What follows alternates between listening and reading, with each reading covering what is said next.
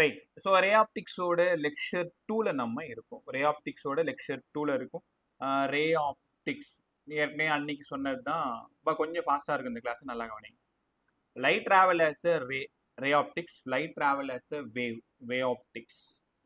அதில் எல்லாத்தையும் பேசி முடிச்சுட்டு நான் மிரருக்கு வந்துட்டேன். மிரரில் அன்னைக்கு நான் எங்கே விட்டேன்னா மேக்னிஃபிகேஷனில் விட்டுருந்தேன். ஞாபகம் இருக்குன்னு நினைக்கிறேன் உனக்கு. ஸோ மேக்னிஃபிகேஷன் தான் ரொம்ப ரொம்ப இம்பார்ட்டன்ட். அது மிரரா லென்ஸா இதெல்லாம் கண்டுபிடிக்கிறது மேக்னிஃபிகேஷன் தான். Monika SK, good evening ma'am. Good evening sir. Right பே. ஸோ மேக்னிஃபிகேஷனோட ஜென்ரல் ஃபார்முலா என்ன பே? ஹைட் ஆஃப் த இமேஜையும் ஹைட் ஆஃப் த ஆப்ஜெக்ட்டுக்கும் ரேஷியோ எடுத்தா அதான் மேக்னிஃபிகேஷன். தெரியுதானே எல்லாருக்கும்? Height of the image by height of the object. என் கூடவே படிங்க. மிரர்ல கான்கேவ் மிரர், கான்வெக்ஸ் மிரர்னு 2 மிரர் படிக்க போறோம். அதுல magnification height of the image by height of the object. சரிங்க சார், புரிஞ்சிருச்சு. இதே VU வச்சு சொல்லுங்க. U யாருன்னு உனக்கு தெரியும், ஆப்ஜெக்டோட டிஸ்டன்ஸ்.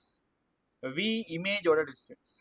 அப்ப இங்க மைனஸ் வந்தா minus of V by U, minus of V by U அப்படி இருந்ததுன்னா அது மிரரோடது. பிளஸ் V பை யூவா இருந்ததுன்னா லென்ஸோடது. சரி, எஃப்ஐயும் யூவையும் வச்சு ஃபார்முலா சொல்லுங்க. F by F minus U. இதெல்லாம் உங்களுக்கு ப்ராப்ளம் சால்வ் பண்றதுக்கு ரொம்ப பெருசா ஹெல்ப் பண்ணும். Magnification F by F minus U. நான் எப்படி ஞாபகம் வச்சுக்கிறேன் அப்படின்னா, மேக்னிஃபிகேஷன்ல மிரரா இருந்தா M, இங்க ஒரு மைனஸ் இருக்கும், இங்க ஒரு மைனஸ் இருக்கும்னு அப்படிதான் ஞாபகம் வச்சிருக்கேன். அதே மாதிரி மிரர்ல எல்லா ஃபார்முலாவிலுமே மைனஸ் வரும். இங்கேயும் மைனஸ் இருக்கும், இங்கேயும் மைனஸ் இருக்கும், இங்கேயும் மைனஸ் இருக்கும். தெரியுதா? மறக்காம இருக்கிறதுக்காக மிரரோட மேக்னிஃபிகேஷன் ஃபார்முலா, மிரரோட மேக்னிஃபிகேஷன் ஃபார்முலா எல்லா இடத்துலையுமே மைனஸ் இருக்கும். ரைட்டா? Padmashini, good evening. So M equal to height of the image by height of the object minus of V by U, F by F minus U, F minus V by F. உனக்கு ஒருவேளை இன்னும் கன்ஃபியூஸ்டாக இருந்ததுன்னா நான் இன்னொரு time எழுதி காட்டுறேன், என் கூடவே படிச்சுட்டு வா. Height of the image by height of the object, அதுக்கப்புறமா minus of V by U, அதுக்கப்புறமா F by F minus U, அதுக்கப்புறமா F minus V by F. Problem சால்விங்ல அவங்க என்ன டேட்டா கொடுக்குறாங்களோ அந்த டேட்டாவோட அடிப்படையில தான் நம்ம ஃபார்முலா சூஸ் பண்ணணும். ஒருவேளை வியும் யூவும் மட்டும் கொடுத்துருக்காங்க, இந்த ஃபார்முலா சூஸ் பண்ணி சம்ம போடுங்க. எஃப்பும் யூவும் மட்டும் கொடுத்துருக்காங்க, இந்த ஃபார்முலா யூஸ் பண்ணி சம்ம போடுங்க. எஃப்பும் வியும் கொடுத்துருக்காங்க, ஹெச்ஐயும் ஹெச் நாட்டும் கொடுத்துருக்காங்க. அப்போ என்ன அவங்க கொடுத்துருக்காங்களோ மேக்னிஃபிகேஷனுக்கு நீங்கள் அதை தான் யூஸ் பண்ணணும். ஸோ மேக்னிஃபிகேஷன் என் கூடவே படிச்சிருங்க. Height of the image by height of the object, இல்லைன்னா mirror sir minus of v by u, இல்லைன்னா F minus V by F, இல்லைன்னா F பை F மைனஸ் யூன்னு கற்றுக்கணும். யூன்றது ஆப்ஜெக்டோட டிஸ்டன்ஸ், V இமேஜோட டிஸ்டன்ஸ். இதில் சைன் கன்வென்ஷன் ரொம்ப ரொம்ப முக்கியம். பார்த்துருவோமா? ஏற்கனவே சொன்னதுதான். இது ஒரு கான்கேவ் மிரர். கான்கேவ் மிரர் இங்கே பாருங்களேன். கான்கேவ் மிரர்னா இன்சைட்ல ரிஃப்ளெக்டட் சர்ஃபேஸ் இருக்கும். உங்கள் கொஷின் பேப்பரில் எப்படி இருக்கும்? Object placed in front of, இந்த வார்த்தை தான் இருக்கும், இன் ஃப்ரண்ட். அப்ப ஆப்ஜெக்ட் வந்து மிரருக்கு முன்னாடி இருக்கு அப்படின்னா இந்த டிஸ்டன்ஸ் தான் ஆப்ஜெக்டோட டிஸ்டன்ஸ். யூ கொடுத்துருக்காங்க, ஒரு 40 சென்டிமீட்டர்னு கொடுத்துருக்காங்க. யாராவது சொல்லுங்க, இந்த யூவை நீங்க +40 வச்சு சம் போடணுமா -40 வச்சு சம் போடணுமா? தலையே பேசுங்க. -40. ஏன்னா object is placed in front, அதாவது நமக்கு லெஃப்ட் மைனஸ் ஐ. அப்ப U -40 எடுத்துக்கணும். ரைட்டா? இன்னொரு முக்கியமான விஷயம், இமேஜும் இங்கேயே ஃபார்ம் ஆகுது, சேம் சைட்ல இமேஜும் ஃபார்ம் ஆகுது. அப்ப வியும் ஷியோரா நெகட்டிவ் தான், ஏன்னா சேம் சைடுனா இதுவும் லெஃப்ட்ல தான் இருக்கு நெகட்டிவ். இந்த கொஸ்டின்ல height of the object positive above the x axis, height of the image below the x axis, அதனால நெகட்டிவ். உங்களுக்கு ஒரு விஷயம் அன்னைக்கே சொல்ல மறந்துட்டேன், இது எப்பவுமே மறந்துடாது. Focal length of concave mirror, அது மிரரா இருந்தாலும் லென்ஸா இருந்தாலும் F கண்டிப்பா நெகட்டிவ் தான். கத்துக்கோங்க, லென்ஸா இருந்தாலும் மிரரா இருந்தாலும் ரெண்டு பேரோட ஃபோக்கல் லென்த் நெகட்டிவ் தான்.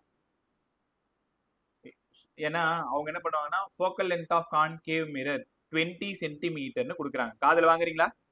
Focal length of concave mirror 20 centimetre.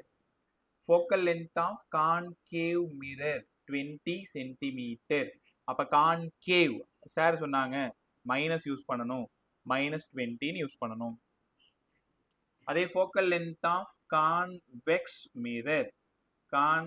Mirror focal length positive. மிரரா இருந்தாலும் லென்ஸா இருந்தாலும் ரெண்டும் ஒன்று தான் வரும். Concave mirror negative, convex mirror positive. But data எடுக்கிறது ரொம்ப ரொம்ப இம்பார்ட்டன்ட், அதனால ரொம்ப கவனமா இருக்கணும். ஆப்ஜெக்ட் இஸ் பிளேஸ்ட் இன் ஃப்ரண்ட்னு சொல்லுவாங்க, யூ நெகட்டிவ்னு எடுத்துக்கோங்க. ஃபோக்கல் லென்த் ஆஃப் கான்கேவ்னு சொன்னாங்கன்னா எஃப் நெகட்டிவ்னு எடுத்துக்கோங்க. அதை வச்சுக்கிட்டு நீங்கள் என்ன பண்ணலாம், வி கண்டுபிடிச்சிடலாம். ஏன்னா மிரர் ஃபார்மில் லாஸ்ட் வீக்கு நான் உங்களுக்கு சொல்லி கொடுத்தேன். மிரர் ஃபார்மில் என்ன பண்ணுவீங்க? ஸோ 1/f = இங்கே 1/v, இங்கே 1/u. ரைட்டா? இங்கே என்ன குழப்பிப்பீங்கன்னு எனக்கு பயமாக இருக்குன்னா, மிரர் ஃபார்முலாவில் மேக்ஸிமம்னு சொல்லி பாசிட்டிவ்னு சொல்லி கொடுத்தேன். இந்த இடத்துல மேக்னிஃபிகேஷனில் மிரரில் எல்லாத்துக்கும் மைனஸ் வரும்னு சொல்லி கொடுத்தேன். அதனால உனக்கு எப்படி பிடிக்குதோ அப்படியே நீங்கள் படிச்சுக்கிங்க. ரைட்டா? பட் நான் ப்ராக்டிஸில் தப்பு பண்ண மாட்டேன். அப்போ நீயும் என்ன பண்ணுற, ஒரு 10 டைமாக எழுதி எழுதி எழுதி எழுதி பார்த்து ப்ராக்டிஸ் பண்ணி என்ன பண்ணுற, கம்ப்ளீட்டாக புரிய வச்சுக்கோங்க உங்களுக்கு. அப்போ மிரர் ஃபார்முலாவில் ப்ளஸ் வரும், மேக்னிஃபிகேஷன் ஃபார்முலாவில் மைனஸ் வரும். ரைட்டா? எக்ஸாம்பிளில் போய் நம்ம டெரிவேஷன்லாம் போட்டு உட்காந்துருக்க முடியாது. இதை டெரைவ் பண்ணி கூட பார்க்கலாம், இந்த ஃபார்முலா தான் வரப்போகுது. நமக்கு ஒரு சம்முக்கு 52 செகண்ட் தான் இருக்குது, என்ன பண்ணுறது? So mirror formula 1/f = 1/v + 1/u. இப்போ இந்த சம்மில் பாருங்களேன், கவனி. இந்த ஃபார்முலா எப்படி யூஸ் பண்ண சொல்லித்தரேன். Object is placed in front of mirror 40 centimeter. அப்ப u negative. Focal length of concave 20 centimeter. f negative. Find the value of image distance ன்னு கேக்குறாங்க. இப்போ 1/f 1/-20, 1/v தெரியாது, 1/u 1/-40. அப்ப -1/20 + 1/40 = 1/v. 40 + 20/800 = 1/v. 40க்கு இந்த இடத்துல ஒரு மைனஸ் போடணும். அப்போ -20/800 சைஃபர் போயிடுச்சு, 1/40. ரிவர்ஸ் போட்டிங்கன்னா v = -40. என்ன சரி இது v -40 வருது, u 40 கொடுத்தோம். அப்போ ஆப்ஜெக்டும் இமேஜும் ஒரே இடத்துல இருக்கா? ஆமாம், ஏன்னா ஃபோக்கல் லென்த் பாதியாக இருக்கு பாருங்க. ஸோ ஆப்ஜெக்டும் இமேஜும் ஒரே இடத்துல இருக்கு, HCல இருக்குன்னு உங்களுக்கு புரிஞ்சிருக்கும். ரைட்டா? ஸோ இப்படி தான் நீங்கள் v கண்டுபிடிக்கணும். அப்போ v நெகட்டிவ்னு வந்ததுனால இது என்ன by image? Real and inverted. Real and இன்வெர்டட்னா ஃப்ரண்ட்ல இருக்கும். ரியல் அண்ட் இன்வெர்டட், மைனஸ் வந்தாலே inverted. கற்றுக்கிட்டீங்களா?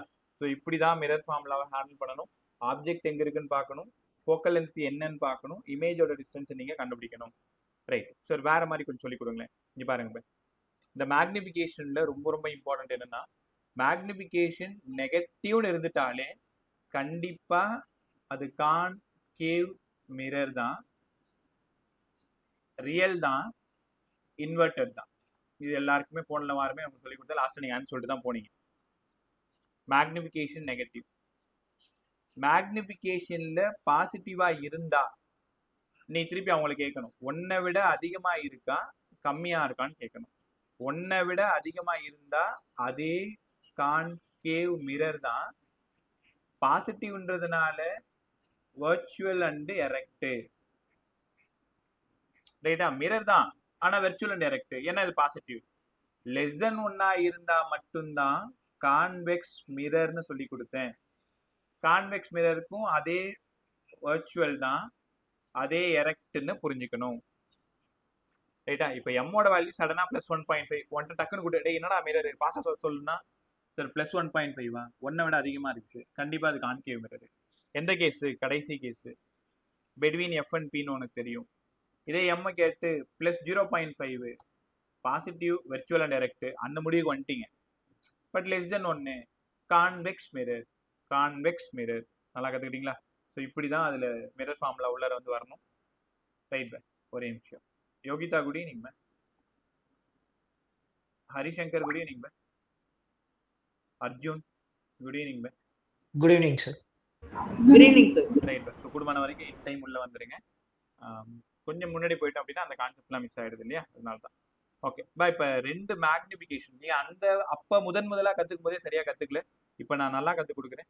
Longitudinal magnification. Sir longitudinal magnification என்னங்க சார்? பா இது ஒரு மிரர் பா. ஆப்ஜெக்ட் வந்து இங்க பிளேஸ் பண்ணிருக்கேன்னு வச்சுக்கோங்களேன். ஆப்ஜெக்ட் இங்க இருக்கு. ஒரு பெண்ணை நான் ஹரிசாண்டலா பிளேஸ் பண்ணிருக்கேன். இந்த மாதிரி பிளேஸ் பண்ணிருக்கேன். இமேஜ் இந்த இடத்துல கிடைக்குது எனக்கு. ரைட்டா? அப்போ u1 இது u2ன்னு எடுத்துக்கிறேன். இது v1 இது v2ன்னு எடுத்துக்கிறேன்.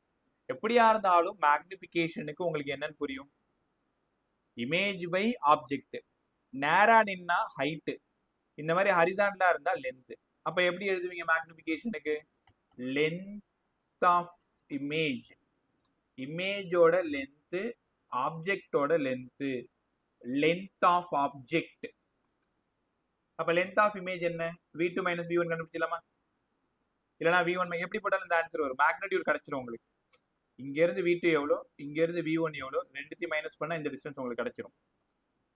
அப்ப v2 மைனஸ் v1 இல்லனா v1 மைனஸ் v2 உன் விருப்பம் தான். எனக்கு தேவை மேக்னிட்யூட் மட்டும்தான். பை u1 மைனஸ் u2 இல்ல u2 மைனஸ் u1 உன்னோட விருப்பம். நமக்கு தேவை அந்த பெண்ணோட டிஸ்டன்ஸ். அந்த பெண்ணோட லென்த். பை இது வந்து இப்போ 40ன்னு வச்சுக்கோங்களேன். இது வந்து ஒரு 30ன்னு வச்சுக்கோங்களேன். 30 மைனஸ் 40 போட்டாலும் 10 தான். 40 மைனஸ் 30 போட்டாலும் 10 தான். நம்ம மேக்னிட்யூட் தான் எடுக்க போறோம். அதனால இது ஃபார்முலா 1 ஃபர்ஸ்ட் வரணும், செகண்ட் ஃபர்ஸ்ட் வரணும் அப்படின்னா கணக்கு கிடையாது. அந்த லென்த்தை மெஷர் பண்ணிக்கணும். லென்த் ஆஃப் த இமேஜையும் லென்த் ஆஃப் த ஆப்ஜெக்ட்டையும் என்ன பண்ணிக்கணும்? டிவைட் பண்ணிக்கிட்டீங்க அப்படின்னா உனக்கு லாங்கிடியூடினல் மேக்னிஃபிகேஷன் கிடைச்சிரும். கத்துக்கிட்டீங்களா? அதுக்கப்புறமா பை இதெல்லாம் காம்படிட்டிவ் பர்பஸ்க்கு மட்டும்தான். அப்படி பார்த்துட்டே வாங்க. சார் ஆப்ஜெக்ட் வந்து ரொம்ப ரொம்ப ஸ்மாலா இருந்தா என்னங்க சார் பண்றது? Point object. பா இங்க பாருங்க, ஃபார் ஸ்மால் ஆப்ஜெக்ட். இவ்வளவு நேரம் நம்ம பார்த்தது எல்லாமே கொஞ்சம் பெருசா பார்த்தோம். ஒரு பென் மாதிரி லென்த் அதிகமா இருக்கிற மாதிரி பார்த்தோம் இல்லையா? ரொம்ப பாயிண்ட் ஆப்ஜெக்டா இருந்தா மேக்னிஃபிகேஷனுக்கு என்ன ஃபார்முலா? இப்போ பாயிண்ட் ஆப்ஜெக்ட்ன்றதுனால டிவி பை டியூன்னு எடுத்துக்கிட்டா, ஏன்னா உனக்கே நல்லா தெரியும் வி பை யூ தான் மேக்னிஃபிகேஷன். ஸ்மால்ன்றதுனால டிவி பை டியூ. இதுக்கு மட்டும் நீங்க என்ன பண்ணணும்? Minus m square. இதுக்கு டெரிவேஷன்லாம் வேண்டாம். இதுக்கு இதே மாதிரி சம்ம நம்ம ஆலன் பேப்பர்லயுமே இருக்கு. நான் அப்பயே போட்டு காமிச்சேன் நிறைய. அதுல இருக்கிற எல்லா சம்மும் நம்ம கிளாஸ்லயே அப்போ சால்வ் பண்ணணும்னு நினைக்கிறேன். அந்த டைம்ல தான் இந்த ஃபர்ஸ்ட் டைமா எல்லாருமே 100+ எடுத்துட்டு வந்தது. அதுக்கப்புறம் தான் வர வர அவங்க ஸ்கோர் குறைய ஆரம்பிச்சிச்சு. சரி அதெல்லாம் நம்ம லாஸ்டா பேசிக்கலாம். Dv by du minus m square. மறந்துடாது, ஸ்மால் ஆப்ஜெக்டா இருந்தா. இதே லென்ஸா இருந்தா பிளஸ் எம் ஸ்கொயர். இப்ப இந்த எம் கண்டுபிடிக்கணும்னா ஒருவேளை height of the image, height of the object இல்லைன்னா v பை யூ மைனஸ், இல்லைன்னா f by F minus U, இல்லைன்னா f minus v by F. இல்ல ஏதாவது ஒரு ஃபார்முலா யூஸ் பண்ணி எம் கண்டுபிடிச்சிட்டு அந்த எம் இங்க கொடுத்து சப்ஸ்டியூட் பண்ணி போட்டீங்க அப்படின்னா உனக்கு என்ன கிடைச்சிரும்? ஸ்மால் ஆப்ஜெக்டோட மேக்னிஃபிகேஷன் கிடைச்சிரும். பட் நமக்கு தேவை டிவி பை டியூ தான் வேணும். அப்ப அவங்க கொஸ்டின்ல எஃப் யூ தான் கொடுத்துருக்காங்க. அப்ப எஃப் யூ வச்சு இந்த மூணாவது ஃபார்முலால எம் கண்டுபிடிச்சிட்டு அந்த எம் ஸ்கொயர் பண்ணீங்கன்னா உங்களுக்கு என்ன கிடைச்சிரும்? ஸ்மால் ஆப்ஜெக்டோட மேக்னிஃபிகேஷன் கிடைச்சிரும். ரைட்டா? இதே மாதிரி இன்னொரு கொஸ்டின். சார் ஒருவேளை ஏரியல் மேக்னிஃபிகேஷன் எப்படி இருக்கும்? ஏரியல் மேக்னிஃபிகேஷன் பாருங்களேன். ஒரு ஸ்மால் ஏரியா, இது area of the object. Magnify ஆகி பெருசா தெரியுது ஏரியா ஆஃப் த இமேஜ். இப்போ டிஸ்டன்ஸ்லாம் எதுவும் கொடுக்கல. என்ன பாரு எல்லாரும், வி கொடுக்கல, யூ கொடுக்கல, ஹெச்ஐ கொடுக்கல, ஹெச் நாட் கொடுக்கல, இந்த மாதிரி எதுவுமே கொடுக்கல sir. But area of the இமேஜும் ஏரியா ஆஃப் த ஆப்ஜெக்டும் கொடுத்துட்டு மேக்னிஃபிகேஷன் கேட்டாங்கன்னா எப்பவுமே புரிஞ்சுக்கோங்க, மேக்னிஃபிகேஷன்னாலே இமேஜ் பை ஆப்ஜெக்ட் தான். ஹைட்டா இருந்தா ஹெச்ஐ பை ஹெச் நாட், டிஸ்டன்ஸா இருந்தா வி பை யூ, ஏரியாவா இருந்ததுன்னா area of the image by area of the object நல்லா கத்துக்கணும். Area of the image by area of the object. ரைட்டா? நான் அப்பவே நினைச்சிட்டு இருந்தேன் இதெல்லாம் திரும்ப இன்னொரு டைம் உங்களுக்கு நல்லா ரிவைஸ் பண்ணிட்டு, பட் அதுக்கான வாய்ப்பு இப்பதான் எனக்கு கிடைச்சிது. ரைட்? அதனால நல்லா கத்துக்கிட்டே வாங்க. ஏரியா ஆஃப் த இமேஜையும் ஏரியா ஆஃப் த ஆப்ஜெக்டையும் டிவைட் பண்ணா ஏரியல் மேக்னிஃபிகேஷன் கிடைச்சிடும். ஓகே சரி, இதெல்லாம் புரிஞ்சுது. நான் இப்போ ஒரு காட்சி சொல்றேன், அப்படியே கற்பனைக்குள்ளார கொண்டு வாங்க. ஒன்றும் இல்லை, இது ஒரு பிளேன் மிரர்னு வச்சுக்கோங்களேன். பிளேன் மிரருக்கு முன்னாடி நீ நிற்கிற. நீ வந்து 10 மீட்டர் per செகண்ட்ல டுவர்ட்ஸ் மிரர் போறீங்க. யாராவது சொல்லுங்க. அப்போ உன்னோட இமேஜும் எவ்வளோ ஸ்பீட்ல டுவர்ட்ஸ் மிரர் போகும்? 10 தான் சார். அதுவே 10 தான் சார். ரைட், 10ல தான் போகும். நல்லா சொன்னீங்க. இது speed of image with respect to mirror நீங்க சொல்லியிருக்கிறது. என்னோட கேள்வி, speed of image with respect object கேட்டா, speed of image with respect object கேட்டா உங்க பதில் என்ன? சார் ரெண்டையும் ஆட் பண்ணுங்க. 20. உங்களுக்கு தெரியுதா? Speed of image with respect object கேட்டாங்கன்னா ரெண்டுத்தையும் ஆட் பண்ணிக்கணும். வித் ரெஸ்பெக்ட் டு மிரர் கேட்டாதான் அப்படியே சேம் ஆன்சர் டிக் பண்ணணும்.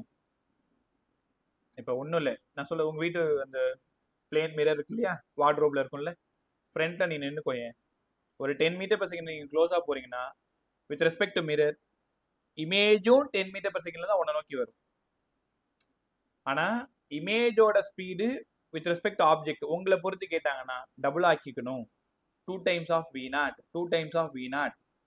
ஏன்னா V0 டு விஐயும் ஒரே வேல்யூ தானே, அதனால 2 டைம்ஸ் ஆஃப் V0 புரிஞ்சுக்கணும். இது ஏன் சார் பிளேன் மிரர்லேயே சொல்லிட்டீங்கல்ல, மறுபடியும் ஏன் இங்க வந்து சொல்றீங்க? காரணம் இருக்கு. அதே மாதிரி ஒரு கான்கேவ் மிரர் இருக்கு. கான்கேவ் மிரருக்கு முன்னாடி ஒரு ஆப்ஜெக்ட் இருக்கு. அந்த ஆப்ஜெக்ட் V0 ஸ்பீட்ல டுவர்ட்ஸ் மிரர் போகுது. இப்போ இந்த இடத்துல உங்களுக்கு தெரியும் கண்டிப்பா இன்வெர்டட் இமேஜ் தான் கிடைக்கும்.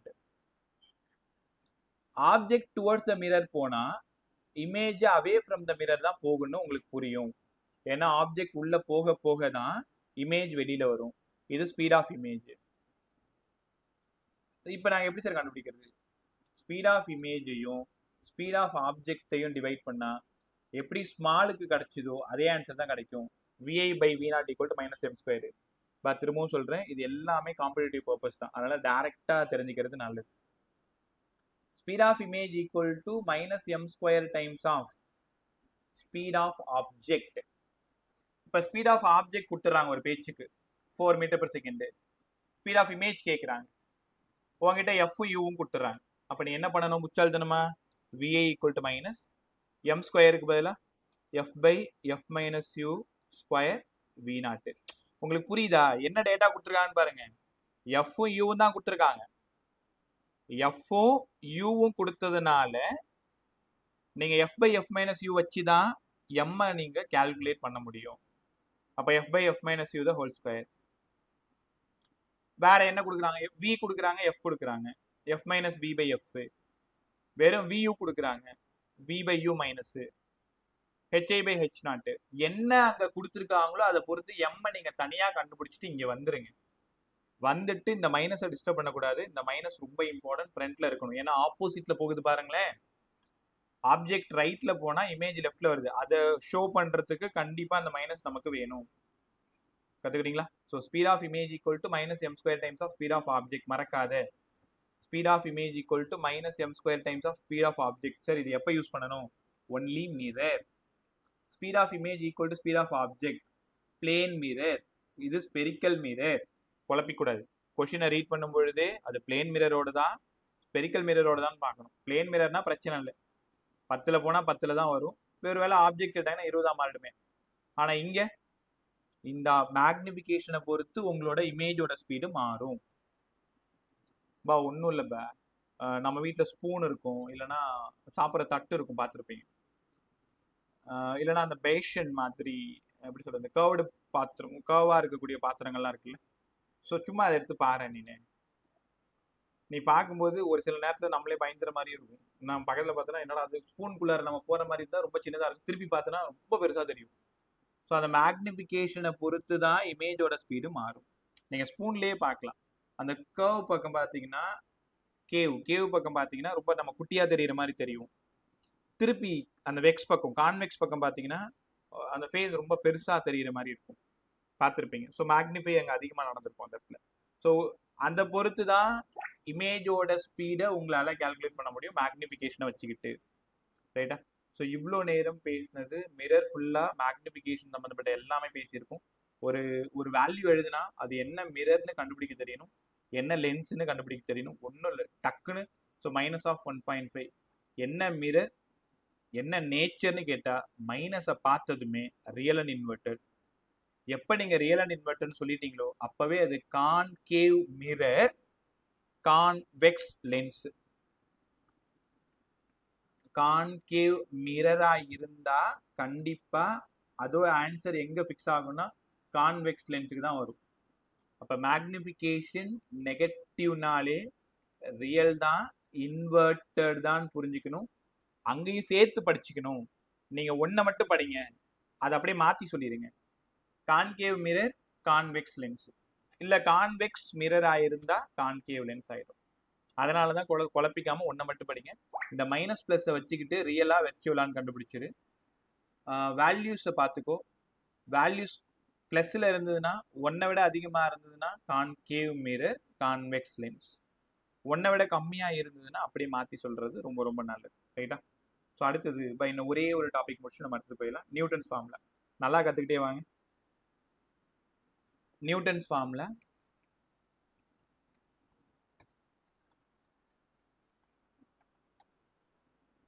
இப்போ இந்த ஜேஇ மெயின்ல என்னெல்லாம் சம் கேட்டாங்கன்னு கிளாஸ் முடிஞ்சது நான் டிக் பண்ணி அனுப்புறேன். அந்த சம்மை உங்களால் யாரோட ஹெல்ப்பும் இல்லாமல் சால்வ் பண்ண முடியுதான்னு மட்டும் கொஞ்சம் செக் பண்ணி பார்த்துக்கிறீங்களா? ரைட்டா? ஸோ ட்ரை பண்ணி பாரு. தெரியலன்னா உனக்கு நான் கற்றுக் கொடுக்குறேன். ஒரு 4-5 சம் இந்த மாதிரி மிரரில் என்னெல்லாம் சம் வருதோ அதை மட்டும் ஸ்க்ரீன்ஷாட் சென்ட் பண்ணி விடுறேன். ட்ரை பண்ணி பாருங்க. ஐடியா தான் இங்கே இருக்கு, போட்டு பாரு, உனக்கு அந்த ஆன்சர் கிடைக்குதான்னு பாரு. இல்லைன்னா என்ன தப்பு பண்ணுறேன்னு நான் உன்கிட்ட சொல்கிறேன். நியூட்டன்ஸ் ஃபார்முலா ரொம்ப இம்பார்ட்டன்ட், கேர்ஃபுல்லாக கவனி. ஒரு கான்கேவ் மிரர், கான்கேவ் மிரர். இவ்வளோ நேரம் பேசினது இந்த இடம் ஆப்ஜெக்டோட டிஸ்டன்ஸ், இது யூ, இது இமேஜோட டிஸ்டன்ஸ், இது ஆப்ஜெக்ட் நேராக நிற்குது, இமேஜ் வந்து வி. உங்களுக்கு யூ கொடுத்துட்டாங்க, வி கொடுத்துட்டாங்க, எஃப் கேட்குறாங்க. பயப்படாமல் என்ன பண்ணிடுவீங்க, இந்த ஃபார்ம்லாம் போட்டுருவீங்க. சார் ஒருவேளை x1 x2 கொடுக்குறாங்க, இங்கே பாருங்களேன், வேற கலர் எடுத்துக்குவா. இந்த இடம் தான் ஃபோக்கல் லென்த், ஃபோக்கல் லென்த்தா. அதே மாதிரி அட் ஃபோக்கஸ்ல இருந்து ஆப்ஜெக்டோட தூரம் x1ன்னு எடுத்துக்கிறேன். அட் ஃபோக்கஸ்ல இருந்து ஆப்ஜெக்டோட தூரம் x1 பை யூனா ஃப்ரம் போல். இப்ப ஆப்ஜெக்ட் டிஸ்டன்ஸ் ஃப்ரம் போல்னு சொன்னாதான் நீங்க யூன்னு எடுக்கணும். ஆப்ஜெக்ட் டிஸ்டன்ஸ் ஃப்ரம் ஃபோக்கஸ்னு சொன்னாங்கன்னா x1ன்னு எடுக்கணும். குழப்பிக்க மாட்டேன்ல? கொஸ்டின் ஒழுங்கா ரீட் பண்ணுங்க. ஆப்ஜெக்ட் டிஸ்டன்ஸ் ஃப்ரம் போல் அப்படின்னா தான் நீங்க யூன்னு எடுக்கணும். ஆப்ஜெக்ட் டிஸ்டன்ஸ் ஃப்ரம் ஃபோக்கஸ் அப்படின்னா x1 எடுக்கணும். இமேஜ் டிஸ்டன்ஸ் ஃப்ரம் ஃபோக்கஸ் x2ன்னு எடுக்கணும். சரி, எங்களுக்கு யூவி வச்சிருந்தா தானே எஃப் கண்டுபிடிக்க ஃபார்முலா தெரியும். ஃப்ரம் ஃபோக்கஸ்ல இருந்து கொடுத்தாங்கன்னா நாங்கள் ஃபார்முலாவுக்கு எங்கே போகிறது? ஒன்றுமே இல்லை, ரொம்ப easy. F equal to root of x1 x2. So derivation வேணா நோட்ஸ் போய் பாரு, பட் படிக்கணும்னு அவசியம் இல்லை. x1 தெரியணும், x2 தெரியணும். இங்கே x1 x2 யாருன்னு தெரியணும். Object distance from focus x1, object distance from focus x2, இமேஜோட டிஸ்டன்ஸ் ஃப்ரம் ஃபோக்கஸ். அதனால அதை மட்டும் ஞாபகம் வச்சுக்கோ. ஃப்ரம் போல் அப்படின்னா யூ, ஃப்ரம் போல் அப்படின்னா வி, ஃப்ரம் ஃபோக்கஸ் அப்படின்னா x1 x2. யூவி கொடுத்து எஃப் கேட்டா மிரர் ஃபார்முலா, x1 x2 கொடுத்து எஃப் கேட்டா ரூட் ஆஃப் x1 x2. சில புக்ல இதை d1 d2ன்னு சொல்லி கொடுத்துருப்பாங்க. அப்ப d1 distance of object from focus, d2 distance of image from focus. கத்துக்கிறது நல்லது. கத்துக்கிட்டீங்களா? ரைட். அடுத்தது, ஸோ இதோட மிரர் ஃபுல்லாக முடிஞ்சிருச்சு. நைட் உட்காந்து மிரர் சம்ம ட்ரை பண்ணி பாரு. கொஷின் நம்பரையும் உனக்கு சென்ட் பண்ணி விட்டுரு. ஒரு 7-8 சம் தான் வரும், 10 சம்குள்ள தான் வரும். சும்மா அப்பப்போ ட்ரை பண்ணி பார்த்து விட்டுரு, நல்லது. அங்கேருந்து ரீஃப்ராக்ஷன் போயிடலாமா? மிரர் யாராவது திருப்பி சொல்லணுமா? யமுனா இருந்து யோகிதா வரைக்கும் எல்லாருக்கும் மிரர் கிளியர் தானே? எதுவாக இருந்தாலும் பேசிடுங்க. புரியலன்னா புரியலன்னு சொல்லிடுங்க. நான் இன்னொரு டைம் கற்றுக் கொடுத்துறேன். புரியாமல் போகக்கூடாது. அடுத்தது ஒரே நிமிஷம். Refraction second topic. இன்னைக்கு போகிறதுக்குள்ளே ரீஃப்ராக்ஷன் ஃபுல்லாக முடிச்சு கொடுத்துறேன். நாளை மறுநாளுக்குள்ளே ஆல்மோஸ்ட் அந்த ஆப்டிக்கல் இன்ஸ்ட்ருமெண்ட்ஸ்க்கு முன்னாடி இருக்கிற எல்லாத்தையும் எடுத்துடுறேன். கொஞ்சம் ஃபாஸ்ட்டாக இருக்கும், பார்த்துக்கிட்டே வா. Topic refraction. ரீஃப்ராக்ஷன் பார்த்ததுமே சொல்லியிருக்கீங்க சார், நான் 9th 10th படிச்சிருக்கோம். த bending phenomenon of light. Light ஒரு மீடியத்திலிருந்து இன்னொரு மீடியம் டிராவல் ஆகுது. அது என்னங்க சார் μ1 μ2ன்னு போட்டிருக்கீங்க? μ1 அப்படின்னா ஒரு மீடியத்தோட நம்பர். புரியாதவங்க தெரிஞ்சுக்கோங்க. Refractive index. இண்டெக்ஸ்னா நம்பர்னு உனக்கு தெரியும். இப்ப ஏர் அப்படின்னா அதோட வேல்யூ 1, வாட்டர் அப்படின்னா அதோட வேல்யூ 4/3, கிளாஸ் அப்படின்னா 3/2. இதெல்லாம் அந்தந்த மீடியத்தோட நம்பர், ரீஃப்ராக்டிவ் நம்பர். எவ்வளோ ரீஃப்ராக்ட் ஆகுது, எவ்வளோ பெண்ட் ஆகுது, அதோட நம்பர். இப்போ μ1 அப்படின்னா ரிஃப்ராக்டிவ் இண்டெக்ஸ், சாரி ஃபர்ஸ்ட் மீடியத்தோட ரிஃப்ராக்டிவ் இண்டெக்ஸ், μ2 செகண்ட் மீடியத்தோடது. இப்போ லைட்டு ஒரு மீடியத்திலிருந்து இன்னொரு மீடியம் டிராவல் ஆகும் பொழுது, light ray travels from medium 1 into medium 2. Medium 1ல இருந்து நேரம் தான் வருது. பட் இது ஒரு வாட்டர் மீடியமா இருந்துன்னு வச்சுக்கோங்களேன், லைட் இந்த இடத்துல என்ன ஆகுது, இப்படி பெண்ட் ஆகும். இந்த ஃபினோமெனானோட பேரு தான் refraction. The bending phenomenon of light when travels from medium 1 to medium 2. வழக்கம் போல ஆங்கிள் ஆஃப் இன்சிடென்ஸ் ஐ தான், ஆங்கிள் ஆஃப் ரீஃப்ராக்ஷன் ஆர் தான். ரைட்டா? ஸோ இந்த இடத்துல ரொம்ப முக்கியமான விஷயம், ஸ்னெல்ஸ் லா யூஸ் பண்ண தெரியணும். ஸ்னெல்ஸ் லா தெரிஞ்சிட்டாலே ரீஃப்ராக்ஷன் ரொம்ப ரொம்ப ஈஸி. இன்னொரு விஷயம் பேசணும் அவங்ககிட்ட.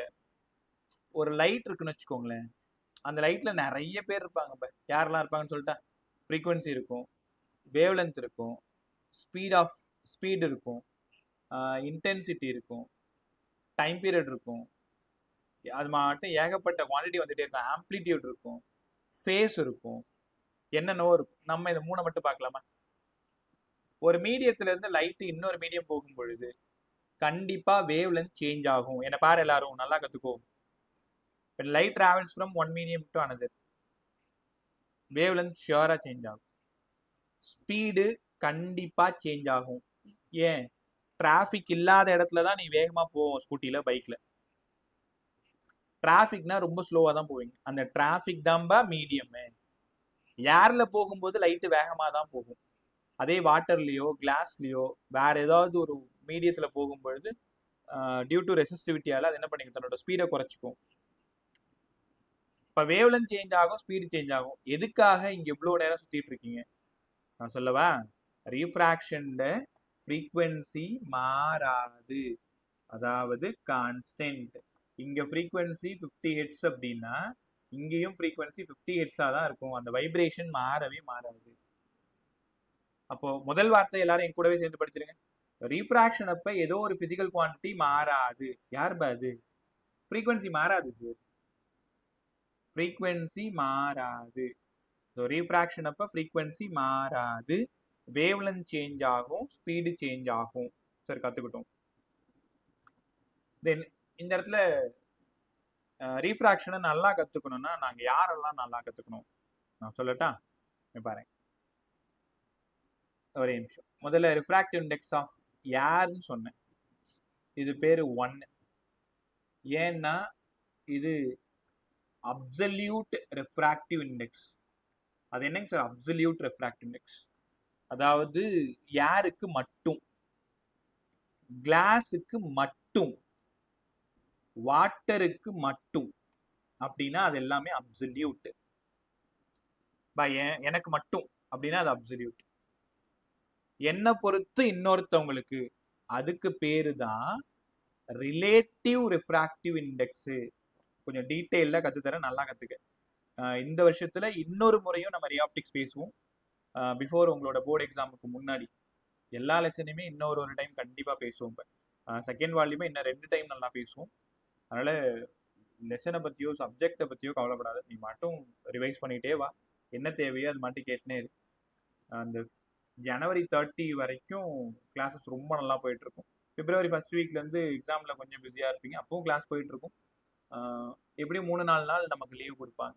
ஸோ அந்த டைம்லையும் கம்ப்ளீட்டா எல்லா யூனிட்டையும் அப்படி பிச்சு பிச்சு வச்சிடலாம். நம்ம 1 மார்க் தனியா, 2 மார்க் தனியா, 5 மார்க் தனியா எல்லாத்தையுமே பேசுவோம்.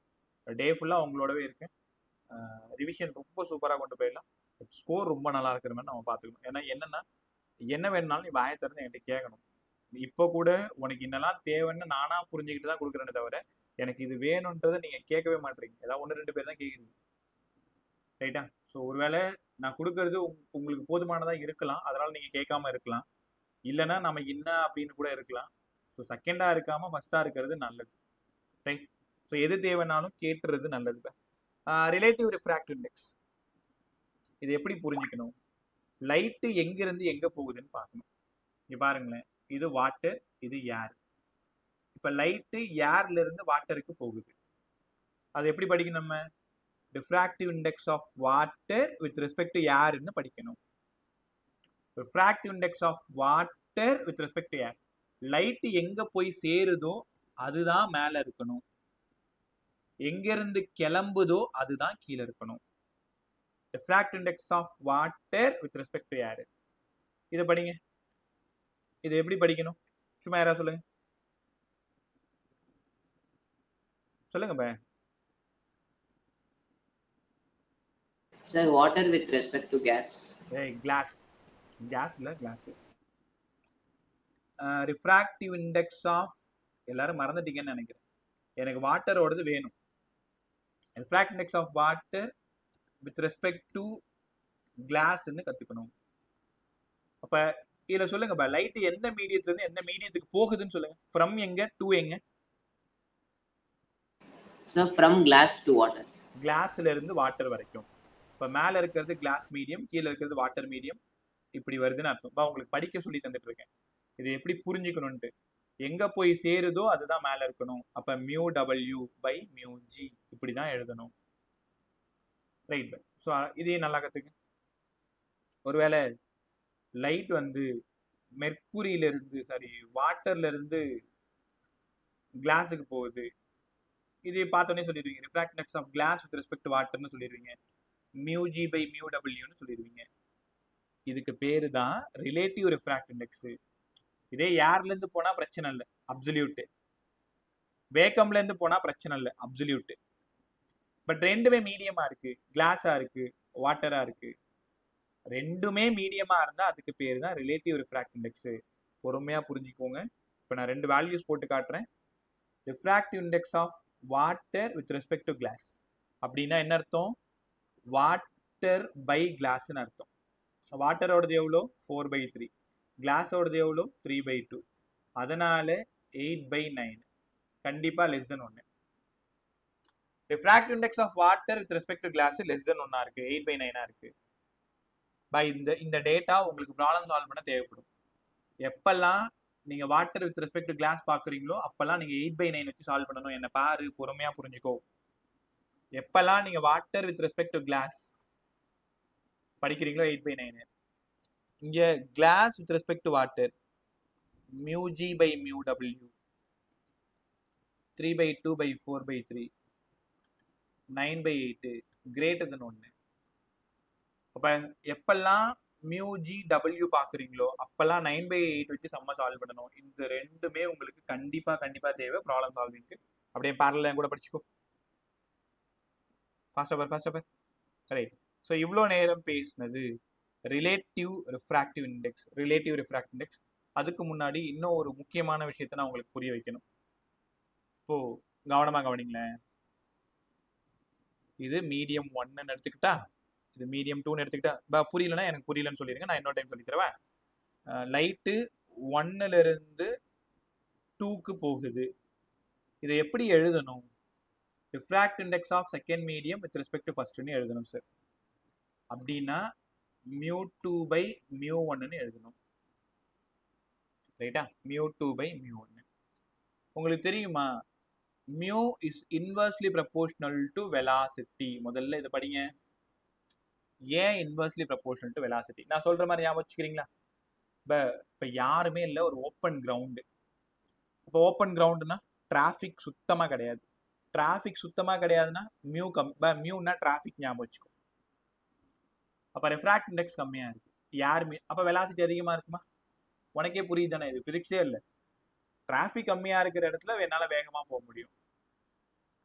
அதே மாதிரி ரொம்ப திருவிழா காலங்களில் ஏதோ பெரிய டிராஃபிக்ல மாட்டிக்கிட்டு ரெஃப்ராக்டிவ் இண்டெக்ஸ் ரொம்ப ஜாஸ்தியாக இருக்கு. அப்போ உன் ஸ்பீடு தானாக கம்மியாயிடுது இல்லை?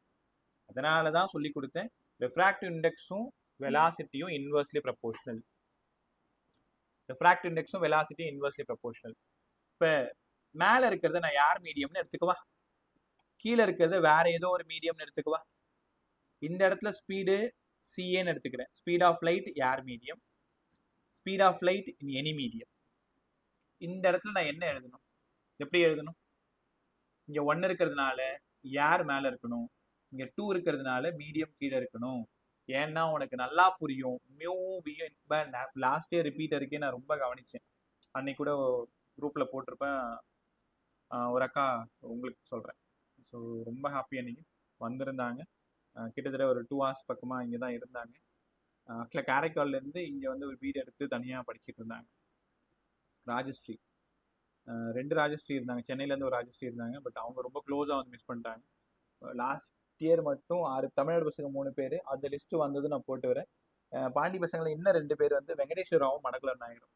ஸோ அது வந்து பாண்டியை பொறுத்த வரைக்கும் லாஸ்ட்லேருந்து ஒரு 2-3 காலேஜ்னு வச்சுக்கோங்களேன். அதனால தான் சரி அது எதுக்கு ஐஜி நல்ல விஷயமா இருக்குமே அதை மட்டும் அப்லோட் பண்ணி விட்டது. அவங்க லாஸ்ட் கிட்டத்தட்ட அரௌண்ட் ஒரு 20 ரிப்பீட்டர் இருந்தாங்க. அவங்க பண்ண தப்பு நான் ரொம்ப கவனிச்சது. லாஸ்ட் டைம் அவங்க கூடயே தான் இருந்தேன். உங்களுக்கு கூட நிறைய கிளாஸ் 11th நீங்கள் என்கிட்ட இருக்கும்போது பெருசாக அந்த பிப்ரவரி மார்ச் பக்கமெல்லாம் நிறைய கிளாஸ் உங்கள்கிட்ட கேன்சல் பண்ணிட்டே இருந்தேன். அப்போ காரணம் கூட சொல்லிட்டே இருந்தேன், ஞாபகம் இருக்குன்னு நினைக்கிறேன். அப்போ அந்த ப்ராப்ளம் சால்வ் பண்ண வைக்கும் பொழுது இந்த ஈக்குவேஷனே எழுதவே தெரியல. மியூக்கும் விக்கும் என்ன சம்மந்தம்னு கேட்டா mu2 by mu1 equal to v1 by v2ன்னு தானே எழுதணும். இந்த ரிலேஷன் கூட போட தெரியாது நிறைய பேர் கஷ்டப்பட்டு இருந்தாங்க. ஸோ அதனால தான் முன்னாடியே ஒன்று அவேர் பண்ணுறது. மீடியம் எங்கே இருக்குன்னு பாரு. Refract index of second medium மேலே இருக்குன்னா அப்போ ஸ்பீடு வந்து கீழே இருக்கணும் இந்த பக்கத்தில், ரைட்டா? So mu2 by mu1 equal to CA by CMA. இன்னொரு விஷயம் சொல்லவா? ஏர் மீடியத்தோடது 1 தானே, எனி மீடியத்தை நான் மியூன்னு எடுத்துக்கலாமா? அப்போ இந்த ஈக்குவேஷன் எப்படி மாறும்? Mu equal to CA by CMA. அதாவது refract index of second medium with respect to first medium வேணும்னா CA by CMA. இந்த ஃபார்முலாலையும் நம்ம சம் போகிற மாதிரி இருக்கும். நிறைய சம் உனக்காக வெயிட் பண்ணிட்டு இருக்கு. CA தெரியும், 3 × 10⁸. CM தெரியாது. ஒருவேளை இது கிளாஸ் வித் ரெஸ்பெக்ட் யாரா இருந்தால் 1.5. அப்போ 1.5 ஈக்குவல் டு 3 × 10⁸ by CM. அப்போ CM மட்டும்தான் வேணும். 3 × 10⁸ by 1.5 அடிச்சிங்கன்னா 2.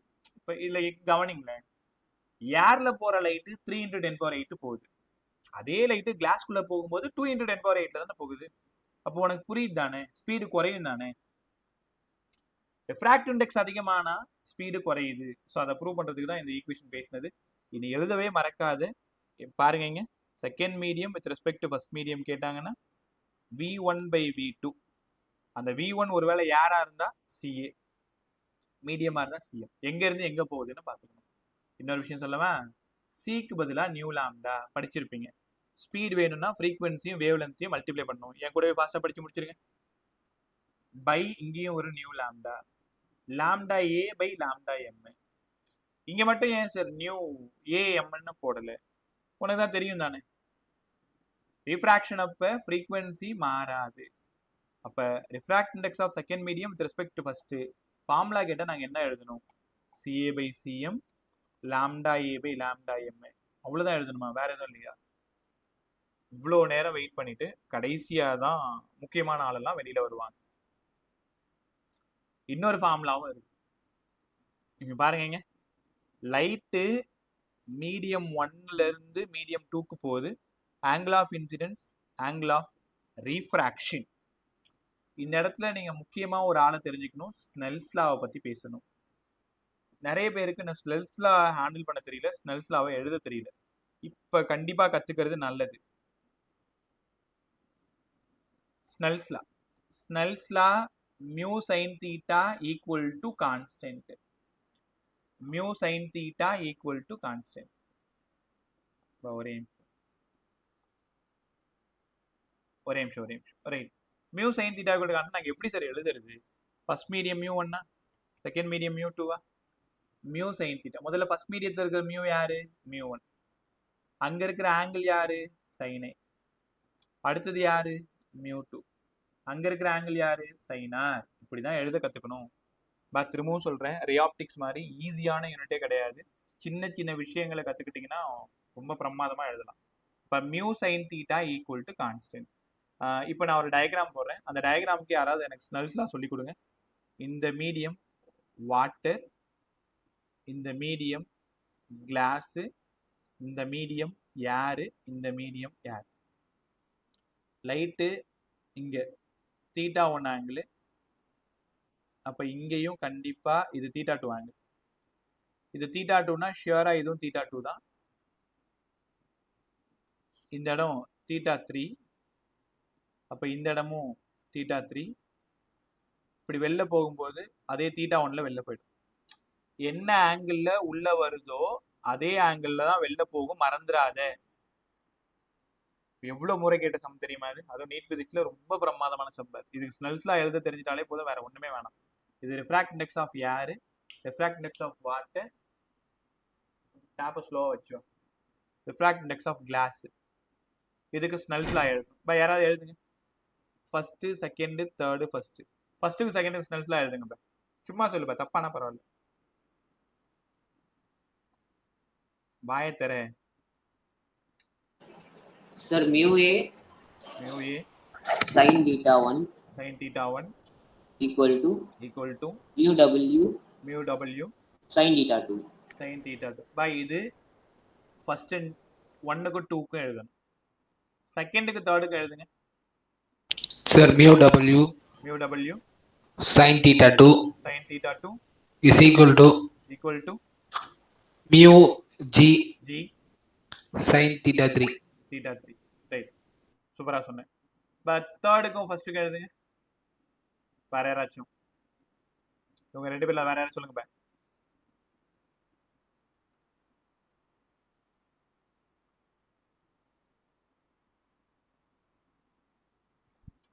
தேர்டுக்கு ஃபர்ஸ்ட்டுக்கு சொல்லுங்க.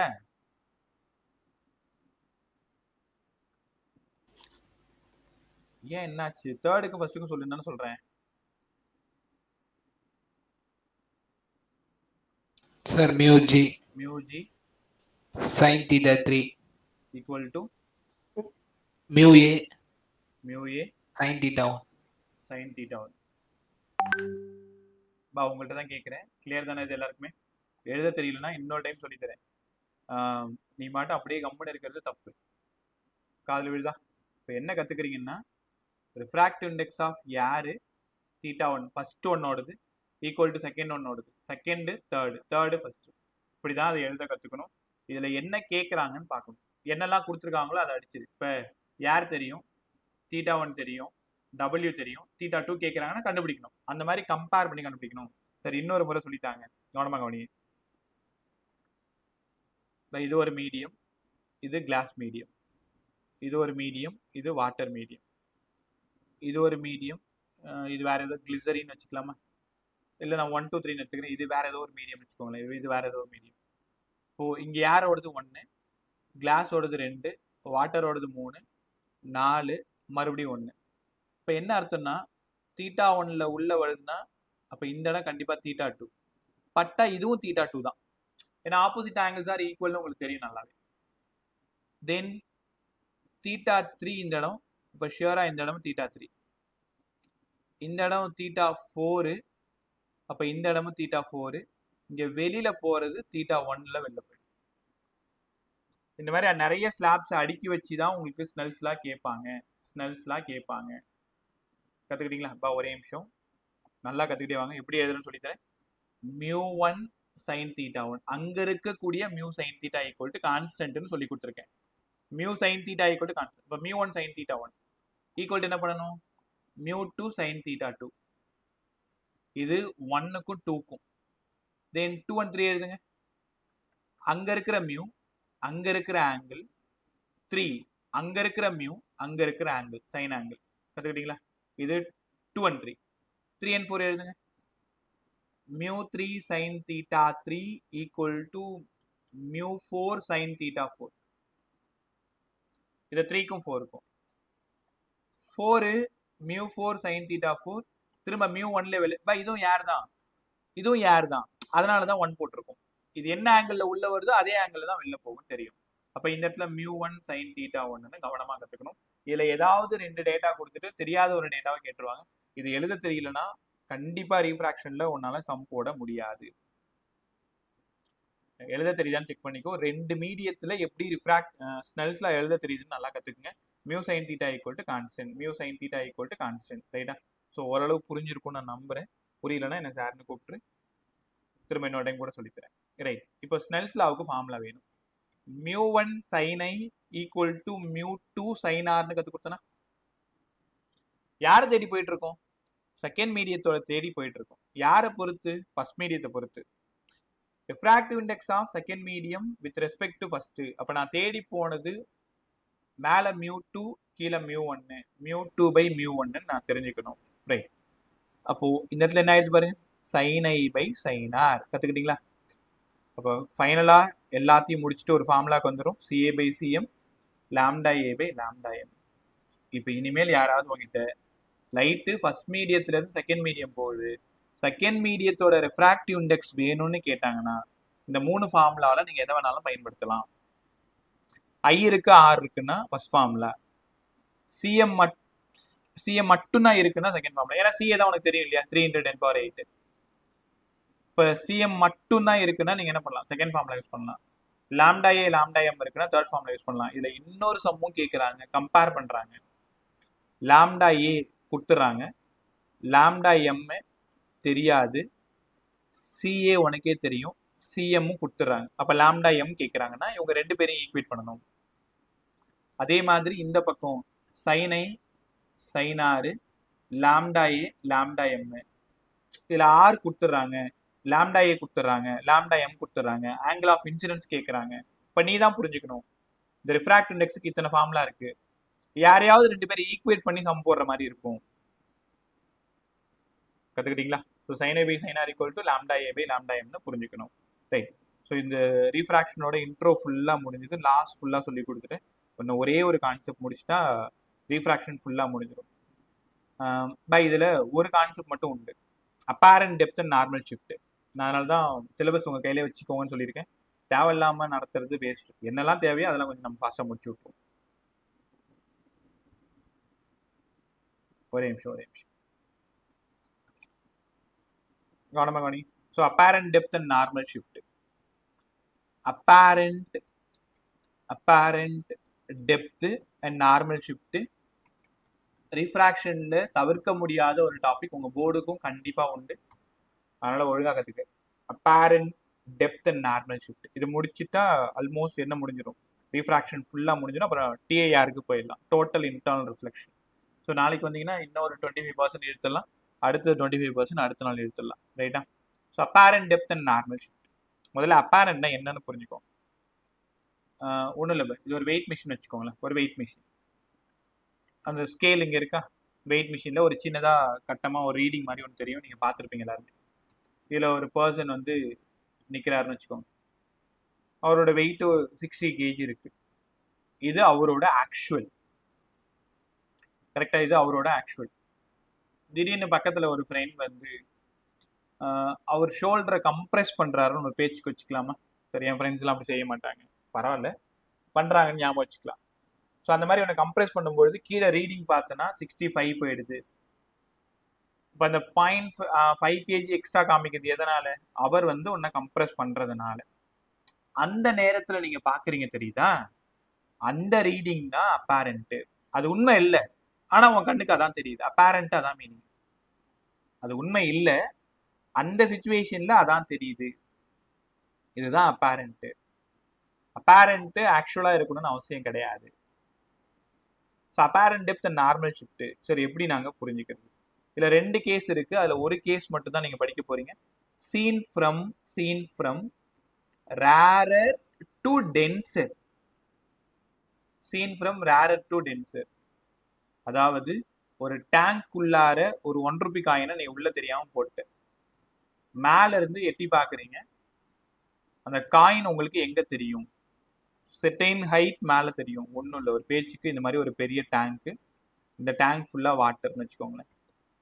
இந்த டேங்க்ல தெரியாம ஒரு காயின் மிஸ் ஆயிடுச்சு, இல்லை வேற ஏதோ ஒரு ஆப்ஜெக்ட் மிஸ் ஆயிடுச்சு, உள்ள விழுந்துருச்சு. இங்க இருக்குன்னு வச்சுக்கோங்களேன், அந்த காயின் இங்க இருக்கு, ஆக்சுவலா இங்க இருக்கு. ஸோ நீ மேல இருந்து இந்த காயினை பாக்குற, மேல இருந்து இந்த காயினை பாக்குற, இதுதான் ஆக்சுவல் டிஸ்டன்ஸ். ஆனா உன்னோட கண்களுக்கு அந்த காயின் இங்க தெரியுற செட்டைன் ஹைட் ரைஸ் ஆகி தெரியும். அப்போ இந்த இடம் தான் அப்பேரண்ட்.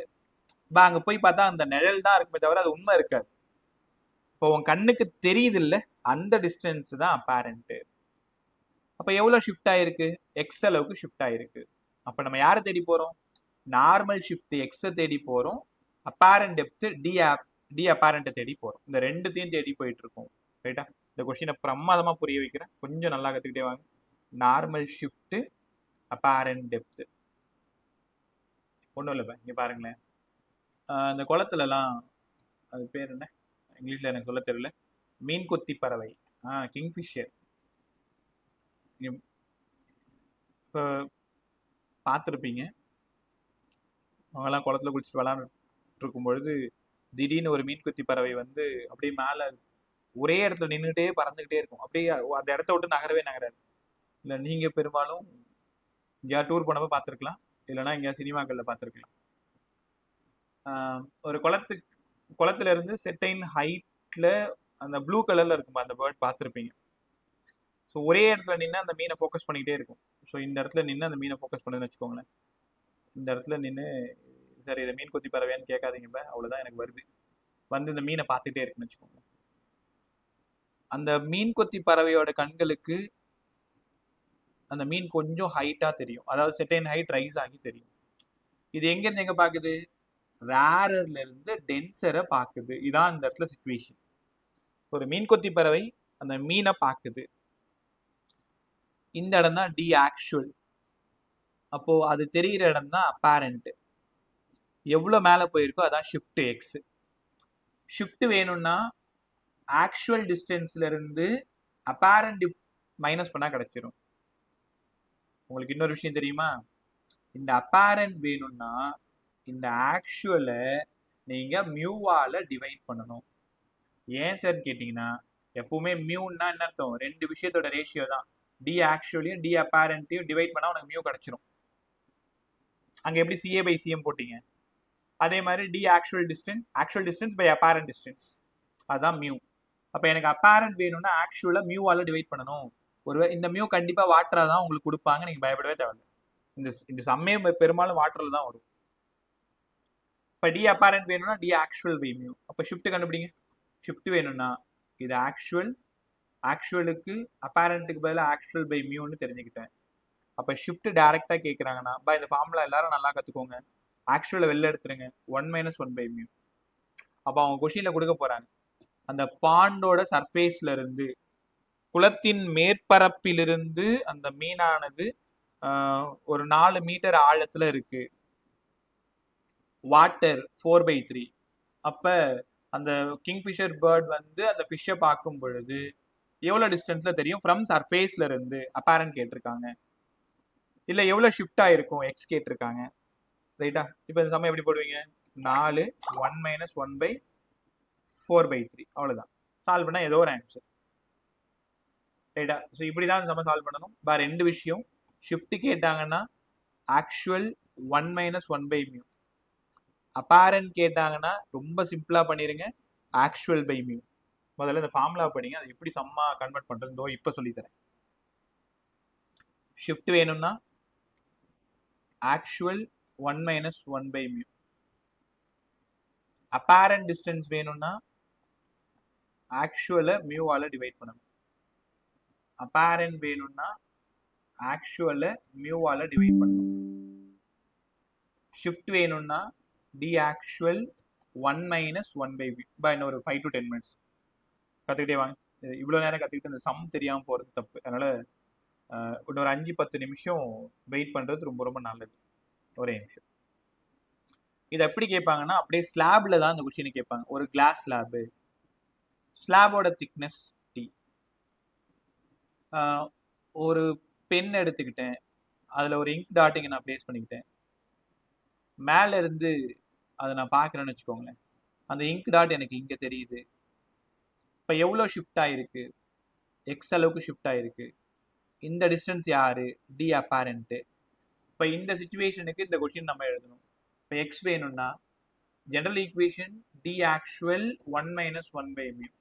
ஆமாம் சார், இங்கே டி ஆக்சுவல் வேற யாரும் இல்லை, D thickness of the slab. 1 - 1 mu. இது ஸ்லாப், கிளாஸ். அதனால 3/2 வச்சு சால்வ் பண்ணணும். இடத்துக்கு தகுந்த மாதிரி இந்த ஈக்குவேஷனை மாடிஃபை பண்ண தெரியணும். வாட்டர்ல கேட்டாங்கன்னா டி ஆக்சுவல், ஸ்லாப்ல கேட்டாங்கன்னா திக்னஸ், அது அவங்களே சொல்லிட போறாங்க. கத்துக்கிட்டீங்களா? இப்போ x ஈக்குவல் டு இந்த சம்முக்கு t இன்ட்டு 1 மைனஸ் 1/μன்னு புரிஞ்சுக்கணும். சரி, புரிஞ்சிருச்சு. அடுத்தது கவனமா கவனி. இதே 2-3 ஸ்லாப் வச்சிருந்தா என்ன செட் பண்றது? ஒரே நிமிஷம் 2-3 ஸ்லாப். இப்போ இதை மட்டும் பார்த்துருங்க. First slab, second slab, third slab. மேல இருந்து ஒரு பர்சன் வந்து தேர்ட் ஸ்லாபுக்கு கீழே இருக்கிற ஒரு இங்கு டாட்டை பார்க்குறாரு. ஃபர்ஸ்ட் ஒன்னோட ரெஃப்ராக்டிவ் இண்டெக்ஸ், செகண்ட் ஒன்னோடது, தேர்ட் ஒன்னோடது. திக்னஸ் ஃபர்ஸ்ட் ஒன்னோடது, செகண்ட் ஒன்னோடது, தேர்ட் ஒன்னோடது. இந்த இங்கு டாட் இங்க தெரியுது. அப்ப இந்த டிஸ்டன்ஸ் தான் டி அப்பேரண்ட். இதுதான் ஷிஃப்ட். யாரா சொல்லுங்க இங்க, டி அப்பேரண்ட் எனக்கு வேணும். அப்ப டி அப்பேரண்ட் வேணும்னா என்ன பண்ணுவீங்க? டி அப்பேரண்டோட ஜெனரல் ஈக்குவேஷன் நான் எப்படி இந்த சம்மை எடுத்துட்டு போறேன்றது மட்டும் தெளிவாக கவனி. ஆக்சுவலா மியூவால டிவைட் பண்ணா உனக்கு அப்பேரண்ட் கிடைச்சிடும். அப்ப டோட்டலா பை இந்த ஐடியா தான் ஈஸி. இந்த ஃபர்ஸ்ட் சால்வ் பண்ற பார்த்தீங்களா, இப்ப இதுதான் ஈஸி. செகண்ட் சால்வ் பண்றது நியூமரிக்கல் கொஞ்சம் பெருசா போகும், அதையும் செஞ்சு காமிக்கிறேன். ஆனா எக்ஸாம்ல வரும்பொழுது இந்த ஃபர்ஸ்ட்டை யூஸ் பண்ணீங்கன்னா நீங்க மாட்டிக்காம தப்பிச்சிருவீங்க. டி அப்பேரண்ட் t1/μ1 இது ஃபர்ஸ்ட் ஸ்லாபோடது, t2/μ2 செகண்டோடது, t3/μ3 தேர்டோடது. இப்படிதான் நீங்க அப்பேரண்ட் கண்டுபிடிக்கணும். சார் ஒருவேளை ஷிஃப்ட் கேட்டா நாங்க என்ன சார் பண்றது? ஒண்ணுமே இல்லையே. ஷிஃப்ட் வேணும்னா ஆக்சுவல் மைனஸ் அப்பேரண்ட்ன்றது ஜெனரல் ஃபார்ம்ல உங்களுக்கு தெரியும். இங்க ஆக்சுவல் யாரு? t1ஐயும் t2ஐயும் t3 ஆட் பண்ணா உனக்கு ஆக்சுவல் கிடைச்சிரும், டோட்டல் டிஸ்டன்ஸ் கிடைச்சிரும். அதுல இருந்து அப்பேரண்ட்டுக்கு ஒரு வேல்யூ வந்தது இல்ல, அதை மைனஸ் பண்ண ஈஸியா ஷிஃப்ட் கண்டுபிடிச்சலாம். கவனமா கவனி, ஷிஃப்ட் கண்டுபிடிக்கிறதுக்கு இதுதான் சரியான வழி. அப்பேரண்ட்டை கண்டுபிடிச்சிட்டு அதுக்கப்புறமா ஷிஃப்ட்டுக்கு வேணும்னா ஆக்சுவல்ல இருந்து அப்பேரண்ட்டை மைனஸ் பண்ணிடுங்க. இது ஒரு மெத்தட் தான். ரெண்டாவது என்ன பண்றீங்கன்னா டைரக்டா கண்டுபிடிக்கிறது. இப்போ ஷிஃப்ட்டுக்கு டைரக்ட் என்ன ஃபார்முலா? டி ஆக்சுவல் 1 மைனஸ் 1/μ இல்லையா? இப்போ டோட்டல் ஷிஃப்ட் வேணும்னா நீ எவ்வளவு பெருசா போகணும் பாரு. t1 1 minus 1/μ1 plus t2 1 minus 1/μ2 plus t3 1 minus 1/μ3. இதுல ஒவ்வொரு மியூவையும் நம்ம சால்வ் பண்ணணும். ஃபர்ஸ்ட் வாட்டரா இருந்தா 4/3, கிளாஸா இருந்தா 3/2, கிளிசரினா இருந்தா 3/2க்கு மேல. t1 t2 t3 சப்ஸ்டிட்யூட் பண்ணி கிராஸ் மல்டிப்ளை பண்ணி எடுத்துட்டு வரணும். அப்ப டைரக்டா இங்க ஷிஃப்ட் கண்டுபிடிச்சிடலாம். இங்க வந்தீங்கன்னா அப்பேரண்ட்டும் கண்டுபிடிச்சிடலாம், ஷிஃப்ட்டும் கண்டுபிடிச்சிடலாம். ஸோ இந்த மெத்தட் 1 தான் ஈஸியா இருக்கும். பட் நீங்க சாம்பியன் புக் சின்ன நீட் ஃபிசிக்ஸ் எடுத்து பாரு. சாம்பியன் புக்னா நான் யார் சொல்றேன்னா இந்த ஐயோ அதில் சாம்பியன் போட்டிருக்குமே, MCQ MTG ஆமாம், MTG எல்லாருக்குமே இருந்திருக்கும், பெரும்பாலும் இருக்கும். ஸோ MTG புக் இருந்தால் எடுத்துப்பாரு. எல்லா வருஷங்கள்லையும் ரொம்ப அதிகமாக கேட்கப்பட்ட மாடல் வந்து ரீஃப்ராக்ஷன்ல இந்த கிளாஸ் லேபை அரேஞ்ச் பண்ணிட்டு அந்த கிளாஸ் லேபோட எண்டில் ஒரு டாட் வச்சிருவாங்க இங்க் பென்னால. அந்த டாட் எவ்வளோ ஷிஃப்ட் ஆகி தெரியும், இல்லைன்னா சர்ஃபேஸ்ல இருந்து அப்பேரண்ட் எவ்வளோ, சூப்பராக கேட்பாங்க. முதல்ல நீ உன்னோட வேலை டி அப்பேரண்ட் கண்டுபிடிச்சிருங்க. ஆக்சுவல்ல இருந்து அப்பேரண்ட் மைனஸ் பண்ணா ஷிஃப்ட் கிடைச்சிரும். 2 கேள்விக்குமான விட இங்க கிடைச்சிரும். இதே கீழே சொன்ன ஃபார்முலா பாத்தீங்கன்னா வெறும் ஷிஃப்ட், ஏதாவது ஒரு ஸ்லாப் மட்டும் கொடுத்து கேட்கறாங்கன்னா நீங்க வந்து ஒரு ஃபார்முலா யூஸ் பண்றது தப்பு இல்லை. நிறைய ஸ்லாப் இருக்கு அப்படின்னா நீங்க இந்த மெத்தட் யூஸ் பண்றது தான் right. t1/μ1 plus t2/μ2 plus t3/μ3 அங்கிருந்து ஆக்சுவல்ல இருந்து அப்பேரண்ட்டை மைனஸ் பண்றது ரைட்டா. ஸோ இதோட ரீஃப்ராக்ஷன் ஃபுல்லா முடியுது.